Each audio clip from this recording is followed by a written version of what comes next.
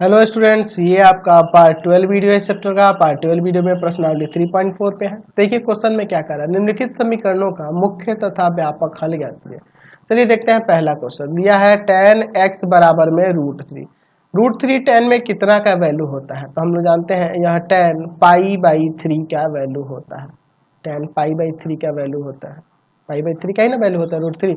चलिए तो यहाँ से अगर tan थीटा बराबर tan अल्फा हो, याद है आपको tan थीटा बराबर tan अल्फा हो, तो थीटा बराबर में फॉर्मूला क्या हो जाता है n पाई प्लस अल्फा और n बिलोंग्स टू z, यही ना होता है। तो यहाँ से x बराबर में क्या हो जाएगा n pi plus π/3 n belongs to z। तो यही आपका व्यापक हल हो जाएगा। अच्छा, मुख्य हल भी निकालना है। मुख्य हल, तो मुख्य हल के बारे में मैंने शुरू में ही बताया था कि वह 0 से लेकर 2 पाई के बीच होता है। 0 के बराबर होगा, 0 से बड़ा होगा, लेकिन 2 पाई से छोटा होता है। तो यहाँ से मुख्य हल क्या निकलेगा? अगर मैं यहाँ n के जगह 0 रख दूँ तो ये तो गायब हो जाएगा, बच जाएगा π/3। तो π/3 इसमें लाई कर रहा है, π/3 हो जाएगा। अच्छा, अगर माइनस का 1 रखूंगा तो वो तो इससे बाहर चल जाएगा। चलिए प्लस का 1 रखते हैं, तो 1 रखेंगे तो यहाँ पाई आ जाएगा, और पाई प्लस π/3 तो 4π/3। 2 रखेंगे तो इससे अधिक हो जाएगा, यानी कि यही दोनों इसके मुख्य हल निकल जाएंगे। दूसरा देखो, दिया है sec x बराबर में 2। तो आप कह रहे हो कि सर sec x का तो कोई नहीं पता है, तो क्या प्रॉब्लम है यार, मैं इसे 1/cos x लिख सकता हूँ ना, 1/cos x। चलिए बराबर में 2, इसको पलट देते हैं तो cos x बराबर में 1/2 हो जाएगा। अब तो बना सकते हो ना, cos x बराबर में 1/2, तो 1/2 cos में कितना डिग्री का वैल्यू होता है? cos π/3 का ही होता है। तो यहाँ से देखो, आपको याद है फॉर्मूला, cos थीटा बराबर में cos अल्फा हो, तो यहाँ से थीटा बराबर में हो जाता है 2n pi plus minus alpha n belongs to z। तो यहाँ से x बराबर में क्या आ जाएगा 2n pi plus minus π/3 n belongs to z। ठीक है, ये तो निकल गया इसका व्यापक हल। अब हमें इसका मुख्य हल बताना है। मुख्य हल, तो मुख्य हल के लिए देखो सिंपल, x का मान क्या क्या होगा, जो आपके 0 से 2 पाई के बीच होना चाहिए, और 0 के बराबर भी हो सकता है। तो अगर मैं n के जगह 0 रखूंगा तो 0 हो जाएगा, प्लस माइनस π/3 आएगा, तो माइनस का वाला छोड़ देंगे क्योंकि हमें व्यापक हल की बात करनी है, मुख्य हल की बात करनी है, तो π/3 हो जाएगा। अच्छा, 1 रखते हैं तो 2 पाई और प्लस π/3, तो 2 पाई प्लस π/3 तो वो तो बड़ा हो जाएगा ना, इसके बीच में नहीं लाई करेगा। अच्छा, माइनस π/3 भी है, 2 पाई माइनस π/3, तो इसको एलसीएम लेके घटाओ तो 6 में 5π/3 इसके मुख्य मान आ गया। चलते हैं अगले क्वेश्चन पे। चलिए अगला देखते हैं। 3 नंबर दिया है cot x बराबर में -√3। तो अगर मैं cot x की बात करूं और यहाँ -√3 दिया है, तो √3 कितना में होता है? √3 कितना का होता है cot में? तो आपको पता है कि cot π/6 का होता है, लेकिन यह माइनस का है, तो माइनस के लिए तो गड़बड़ हो जाएगा। आपको याद है, मैंने आपको पढ़ा रखा है कि कॉट, देखो आपको साइन और कॉस एक सेकंड क्वाड्रेंट में प्लस का होता है, यानी कि ये सेकंड क्वाड्रेंट में हो सकता है। कॉट माइनस में देने का मतलब है कि वो सेकंड क्वाड्रेंट में हो सकता है ना।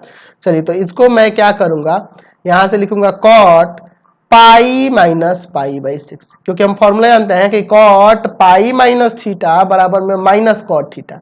तो ये माइनस इस फॉर्म में है, तो इसको हम लोग ऐसे भी तो बदल सकते हैं। चलिए कॉट एक्स बराबर में कॉट एलसीएम लेके घटाएंगे 5π/6 हो जाएगा यहाँ। अब देखो कॉट x बराबर में कॉट 5π/6, तो हम लोग इसे tan में भी लिख सकते हैं, कोई दिक्कत नहीं है। tan के फॉर्म में भी लिखा जा सकता है, इससे कोई प्रॉब्लम है? बिल्कुल कोई प्रॉब्लम नहीं है। सिंपल इसको tan में भी तो लिख सकते हैं ना जी, tan में भी हम लोग यहाँ से लिख सकते हैं, है ना। तो इसे हम लोग tan में लिख सकते हैं, इसे हम लोग 1/tan कर सकते हैं ना, 1/tan x बराबर में 1/tan 5π/6, क्योंकि हम लोग tan वाला फॉर्मूला जानते हैं, कॉट वाले तो आपको कुछ पता नहीं। तो इसे हम लोग ऐसे भी लिख सकते हैं, पलट जाएगा, क्रॉस मल्टीप्लाई कर दो। चलिए अब tan में आ गया, तो यहाँ से क्या हो जाएगा x बराबर में, तो x बराबर में हो जाएगा आपका n pi plus 5π/6 n belongs to z। आपको पता है ना कि यदि tan थीटा बराबर में tan अल्फा हो, तो थीटा बराबर में हो जाता है n pi plus alpha n belongs to z। ये हम लोग फॉर्मूला पढ़ चुके हैं ना। चलिए तो ये तो व्यापक हल हो गया, और हमें इसका यहाँ पे ये भी तो कह रहा है ना जी, इसका मुख्य हल भी निकालिए। इसका मुख्य हल क्या होगा? मुख्य हल, तो देखिए x बराबर में अगर मैं 0 रखूं तो 5π/6 आ जाएगा, ठीक है। अच्छा 1 रख दूं तो पाई प्लस 5π/6, यानी जोड़ोगे तो 11π/6 हो जाएगा। और कुछ रखने पे इसका मान लाई नहीं करेगा मुख्य मान में, क्योंकि मुख्य मान यहाँ से यहाँ तक होता है, 0 से 2 पाई तक ही होता है ना जी। चलिए चलिए अगला देखिए 4 नंबर, कॉसेक दिया है तो इसे लिख लेते हैं कॉसेक एक्स बराबर में -2। इसे मैं साइन में भी लिख सकता हूँ, 1/sin x बराबर में -2/1। पलट देते हैं तो sin x बराबर में माइनस का 1/2। अच्छा साइन में 1/2 कितना का होता है, 1/2 होता है साइन π/6 का। तो आपको याद है साइन पाई प्लस थीटा बराबर होता है माइनस साइन थीटा। ठीक है, तो हम लोग इसको इस फॉर्म में बदल सकते हैं ना, साइन एक्स बराबर में साइन पाई प्लस π/6, ये ना हो जाएगा। चलिए पाई प्लस π/6, तो इसको जोड़ देंगे, साइन एक्स बराबर में साइन 7π/6 हो जाएगा। तो हम लोग फॉर्मूला जानते ही हैं कि साइन थीटा बराबर में साइन अल्फा हो तो थीटा बराबर में क्या होता है n पाई प्लस -1 का पावर n अल्फा। तो अल्फा की जगह 7π/6 है, 7π/6 और n बिलोंग्स टू जेड। तो ये इसका व्यापक हल और मुख्य हल क्या हो जाएगा, मुख्य हल क्या हो जाएगा, तो x बराबर में अगर मैं यहाँ 0 रखता हूँ, यहाँ पे 0 तो ये 0 हो जाएगा, यहाँ पे 0 रखूंगा तो ये -1 का पावर 0 1 और 7π/6 आ जाएगा। चलिए अगर मैं यहाँ पर 1 रखता हूँ तो 1 रखने से देखो क्या होगा, 1 रखने से ये आपका पाई, 1 रखने पे यहाँ माइनस आ जाएगा ना जी, माइनस का 1, तो पाई माइनस 7π/6, पाई माइनस 7π/6, तो वो तो माइनस में आ जाएगा नहीं। चलिए 2 रखते हैं, 2 रखेंगे तो यहाँ पे आ जाएगा आपका 2 पाई और प्लस आ जाएगा 2 रखने से 7π, तो एक्स्ट्रा हो जाएगा, मुख्य मान में नहीं लाई करेगा। 3 रखते हैं तो यहाँ आएगा 3 पाई और यहाँ माइनस हो जाएगा क्योंकि ऑड है तो पावर अगर ऑड रहेगा तो ये -1 का पावर माइनस आ जाएगा और माइनस का 7π/6, तो 6 या 18 में से 7 गया 11π/6। ठीक है, तो ये आपके इसके मुख्य हल निकल गए, समझ गए ना, इसी तरह निकल। चलिए आगे क्वेश्चन देखिए, कह रहा निम्नलिखित प्रत्येक समीकरणों का व्यापक हल निकालिए। चलिए क्वेश्चन नंबर 5 देखते हैं। 5 में देखो मैं इसे cos 4x और माइनस में cos 2x लिख देता हूँ और यहाँ cos c minus cos d वाला फॉर्मूला लगाता हूँ। माइनस का 2 sin c प्लस d/2 और sin c माइनस d/2, यही ना, माइनस का 2 sin 4x प्लस 2x/2 और sin 4x माइनस 2x/2। चलिए तो ये जाएगा भाग में 0 हो जाएगा, यहाँ पे बच जाएगा देखो साइन, यहाँ पे देखो जुड़ेगा तो 6/2 तो 3x हो जाएगा और यहाँ पे हो जाएगा आपका 2x/2 x आ जाएगा। चलिए अब अलग अलग कर दो, साइन 3x बराबर 0 और साइन x बराबर 0, तो यहाँ साइन 3x बराबर 0 तो 3x बराबर में क्या हो जाएगा n पाई ना, n pi, n belongs to z. और यहाँ से देखो x बराबर में क्या हो जाएगा n pi, n belongs to z. यहाँ से x का value n pi n belongs to z, या x का वैल्यू क्या हो जाएगा n pi n belongs to z, दोनों हो सकता है, समझ गए। चलिए अगला देखते हैं 6 नंबर, क्वेश्चन नंबर 6 देखिए। 6 नंबर में देखिए दिया है cos 3x प्लस में cos x और माइनस का cos 2x। तो यहाँ पे cos c plus cos d का, तो 2 cos c प्लस d यानी 3x प्लस x/2 और cos 3x माइनस x/2 और माइनस में cos 2x बराबर 0। ये 4x/2 कट के 2x हो जाएगा, 2 cos 2x और यहाँ पे देखो 2x/2 cos x हो जाएगा और माइनस में cos 2x बराबर में 0। यहाँ से cos 2x कॉमन कर लेते हैं तो यहाँ हो जाएगा 2 cos x माइनस 1 बराबर 0। अलग अलग करते हैं, cos 2x बराबर 0 और यहाँ से 2 cos x माइनस 1 बराबर 0।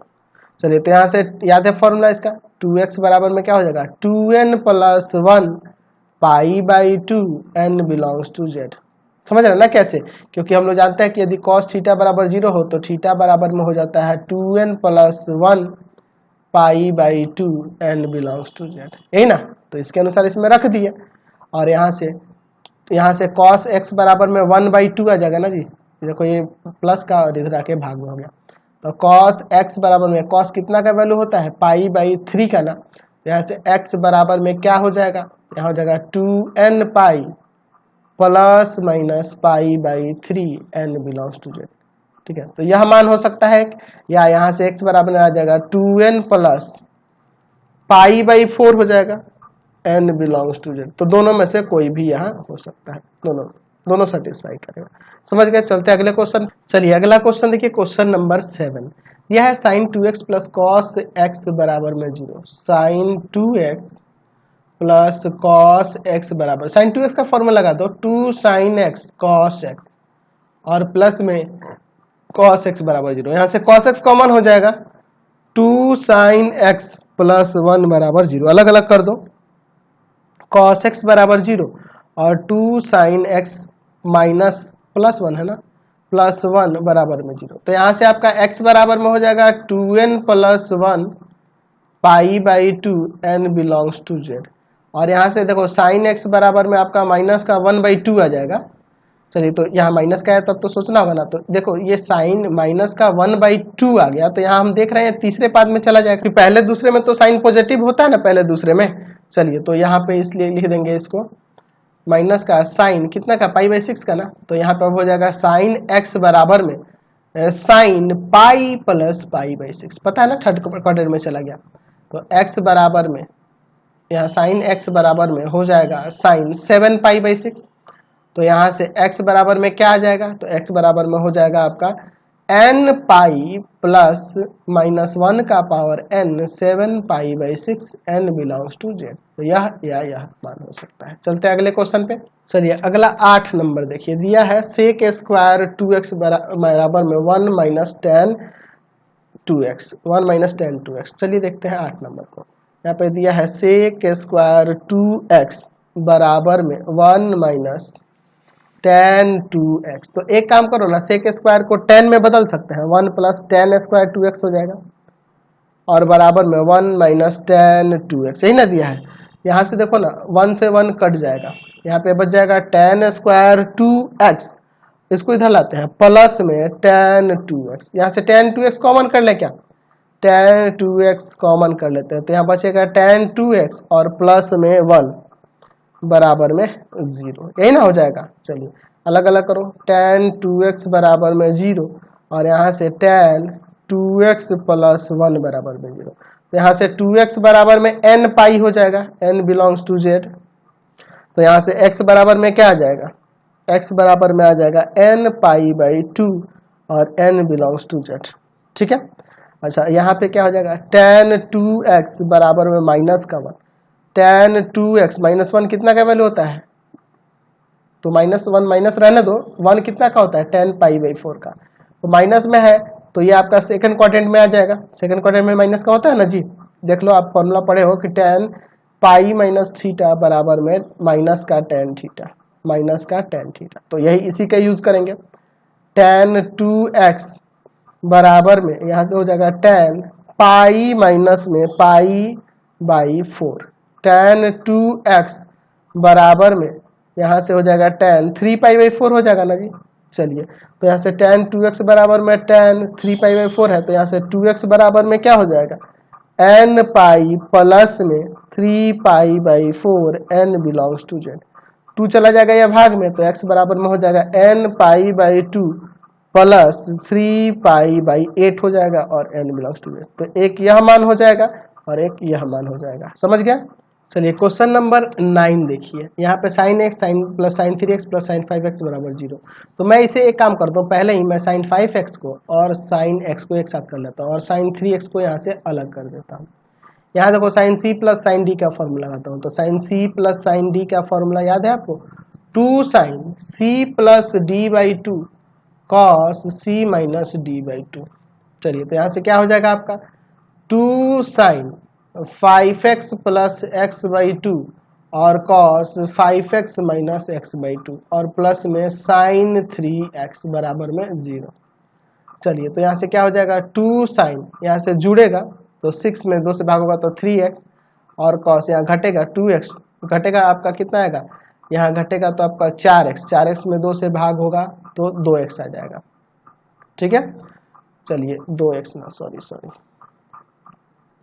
और प्लस में साइन 3x बराबर में 0। साइन 3x यहाँ से कॉमन हो सकता है, साइन 3x कॉमन हो सकता है।